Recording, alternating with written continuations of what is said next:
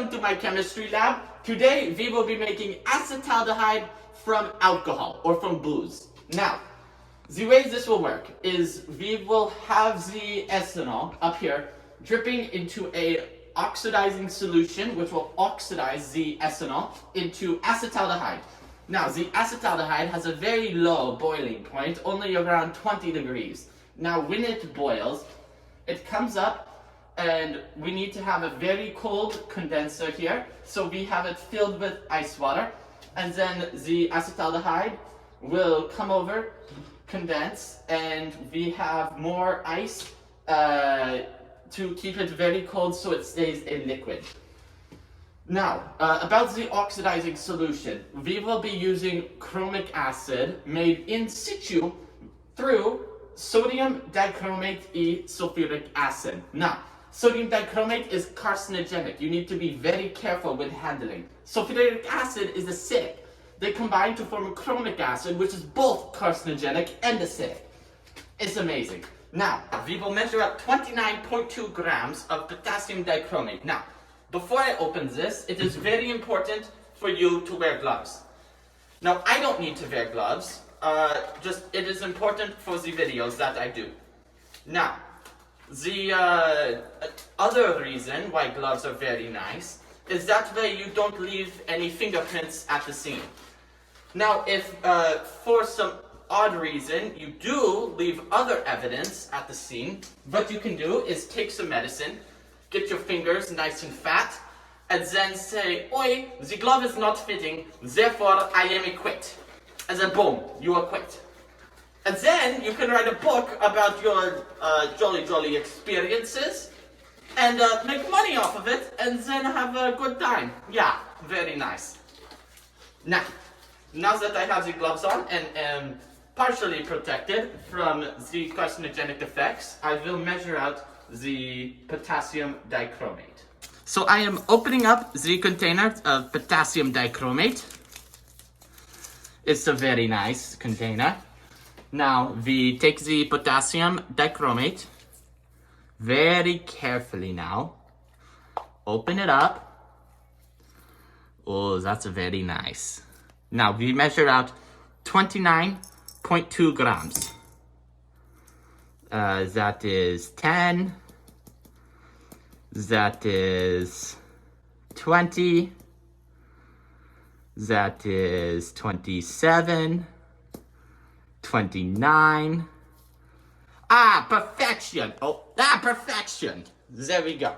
Now, we will take our potassium dichromate and we will put it into the apparatus through the use of a funnel. Now remember, this stuff being carcinogenic, anything it touches needs to be cleaned very well afterwards, including this glass and this funnel. Now, I will clean it, and it is very nice. I will put this aside on top of a piece of paper towel to keep it all contained well. Now, we have the potassium dichromate. Now, we will measure out and make a mixture of ethanol, sulfuric acid, and Wasser. Now, we tear out the scale. We take our ethanol, and we measure out 40 milliliters of ethanol. Why am I doing it on a scale? I don't know. But we measure out 40 milliliters. So now that we have the ethanol, we will add this to a clean beaker to make a mixture. And to this, we will add Wasser. Now the Wasser will help dilute the reaction so it is not too vigorous. We will add approximately 120 milliliters of Wasser.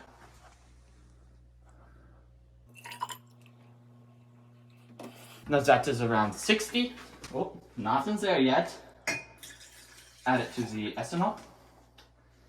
And then we do 60 more. Okay. Now, to this, we will add the sulfuric acid. Now, with this, you need to be quite careful. we will add 25 milliliters of the sulfuric acid. It's a very syrupy acid. It's quite nice. Now this is drain cleaners that I have. It is around 90% concentration. So with that in mind, I will actually be adding 27.5 milliliters, roughly, to compensate. Now, we will add the acid to the water. Very carefully, I will mix it around. Add in a bit of acid. Mix it around. Add in a bit of acid. Mix it around. Add a bit of acid. Mix it around. Now I'm doing this so that the ethanol, which is in here, will not boil. Now it is quite warm through the addition of the acid, but it should not boil. If it gets too hot, I can always dilute it with a little bit of ice. Oh, right there, I'm not sure if you heard it or not, but the ethanol was starting to boil, which is not what we want.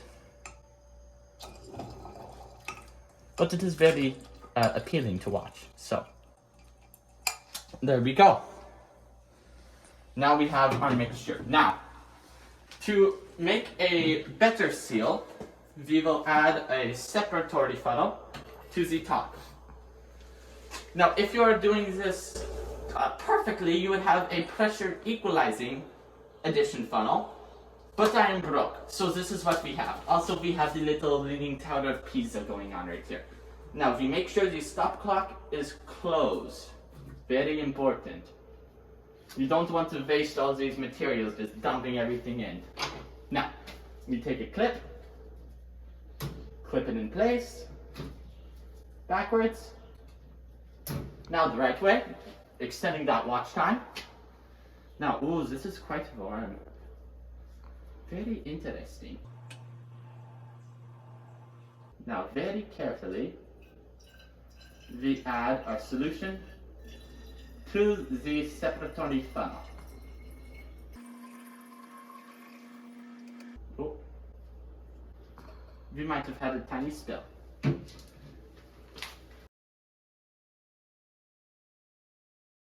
Because after all, I am perfect. I would never make any spill. Why would you think that? Now, chemically, what is going on is quite interesting. Again, this is a very acidic ethanol mixture, which will be dripping onto the potassium dichromate. Now, the sulfuric acid will convert that potassium dichromate to chromic acid, which has the capability of oxidizing the alcohol group in the ethanol into an aldehyde. Basically, you can think of it as it is removing some extra hydrogens. So, when we are done, we can have a burn comparison, and you will see that the acetaldehyde burns very nice compared to the ethanol. Now, one other thing we can do to help get this reaction going is gently heat the container. I do not believe this is necessary, as this is quite warm, as you saw the ethanol is boiling. So, I will not be doing that. Now, we are almost ready to go. We plug the Wasser cooling in. It's very nice when these stuff that you pay a lot of money for works. So, now that we have it all set up, let's begin. Okay. Now we will very carefully open the stopcock. Now, after thinking about it, I will be adding some heat to help the acetaldehyde boil off quicker. Now, if you come closer and see, you can see the acetaldehyde coming into contact, or the ethanol with the sulfuric acid, and boiling. Now this is where the acetaldehyde will be produced. Now I'm going to add this very slowly. No need to go too fast. And it appears, if you look here, that some of this is getting rather close to the distillation setup, which is not what I want. So I will be rotating this to avoid that problem. Oh yes, now you can see there is the fumes of the acetaldehydes that we are looking for. I will go back to adding. There we go. Very nice. Much acetaldehyde fumes. Now there will be also some water vapor and some ethanol through the reaction. So this acetaldehyde will be fairly impure and need to be redistilled. You can see now how cloudy it is. Now I will be moderating the drip rate so that it is one drop, a very light stream actually.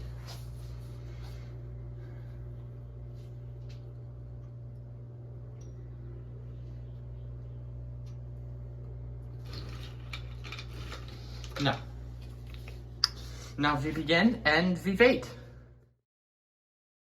Now, if you come up here, you notice that this is not bubbling anymore, and that we are almost out. The not bubbling means that the potassium dichromate has all been used up. Come on up here. And the chromium has been converted to the green chromium 3 ion from the orange chromium 6. And if you come and look over here, you will see that we have nothing coming over. So, all of the chromium has been used up, and you can see we are just about done. So, now I will open this all the way, get any last drops out of there. Again, this has been in contact with acid. You must be very careful when cleaning the inside. Now, what I will do is I will make sure it's all done. In the future, I would probably add around 10% more potassium dichromate, maybe 33 grams or so. It is good to have the other stuff in excess, that way you are not dealing with carcinogenic chromium in the cleanup. However, the amount I used was much less than what was optional and would negatively impact my yield. Okay, now I will turn this off, clean it up, and get back to you once I'm done. Now that the distillation is finished, if you come here, it is all done. This is slightly warm, so I will let it cool down before taking it all apart. But we can look at our acetaldehyde. Now, be very careful with this. You don't want any contamination. And you see, we have something. Well, that is a very little amount of something. So let's see how much it is exactly. Now we will take our graduated cylinder, submerge the bottom in ice water so it doesn't boil. Pour it in. That is a very little.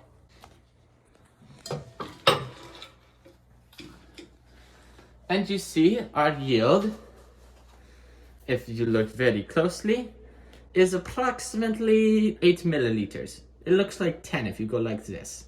So, yeah. Now, you may be wondering, sir, how did you take 40 milliliters of ethanol and turn it into 8 milliliters of product? And I say, it's chemistry. Meets an expert. That's what happens, you know. Okay. So, now to compare the difference, we will do a burn test.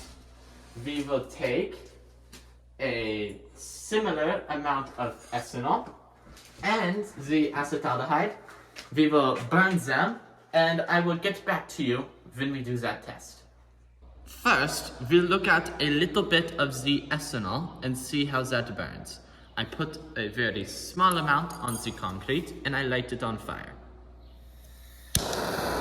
Now you see, it burns quite slowly with a blue flame. You can see why this is used for certain appliances that use ethanol as a burning mechanism and as a fuel source. It is overall quite tame and quite nice in its own way. Now, we will compare this to the acetaldehydes that I made. I am taking a similar amount, maybe slightly less acetaldehyde, and I poured it on here. I will do 2, just because I did quite a bit less. There we go, that is around the same volume. And now, it lights much bigger and it burns with quite a bit brighter flames that is a bit taller. So overall, the odds are good that we made some acetaldehyde. So in total, I believe that this is quite impure in total. Not pure acetaldehyde, some ethanol boiled over, some acid probably dripped in here. However, we did get some ethanol, or acetaldehyde, so chemistry, yay. Now, because what I will be doing with this is I will be making something called pentaerythritol. Now this will be a very nice thing. It has many uses as a fire retardant, among other things. So yeah, it is a very nice chemical. Now, I am trying to demonstrate here, if it is pure acetaldehyde with it boiling around 20 degrees or so, it should boil in my hand. Yet, I do not see any bubbles forming. So that tells me that this is fairly impure. Even though this is plastic, I will try and heat it very gently with the blowtorch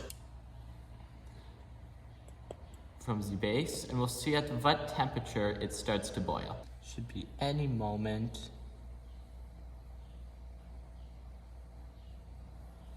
Now, you should also be very careful with this being very flammable liquids that I am heating with an open flame. Caution is required. Alrighty, and now we are starting to boil. You can see it, there are some bubbles forming. Yes, we are getting a boil now. I will feel the temperature. And it is slightly warm, but cooler than at what ethanol would boil at. So it is not at 80 degrees, but closer to 40 or so, and it is boiling. So that does tell me that there is acetaldehyde here, most definitely. So yeah, I did not get a temperature reading as that wasn't too important, but I will do another small burn test with the acetaldehyde as a final demonstration.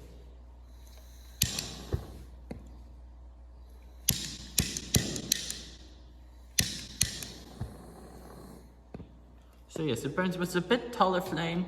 Overall, acetaldehyde and ethanol are quite similar in their structure. Slight differences. This is slightly less as bad in oxygen balance, or there's slightly more oxygen to the rest of the molecule, so it makes sense that it would burn slightly better. Well, thank you very much for watching. Now, I will probably not film this, but make more acetaldehyde in order to make a small amount of pentaerythritol. When that is done, I will show you guys that. So, look forward to it in the future. I hope to be making another video soon and seeing you again. Thank you very much for watching. Goodbye.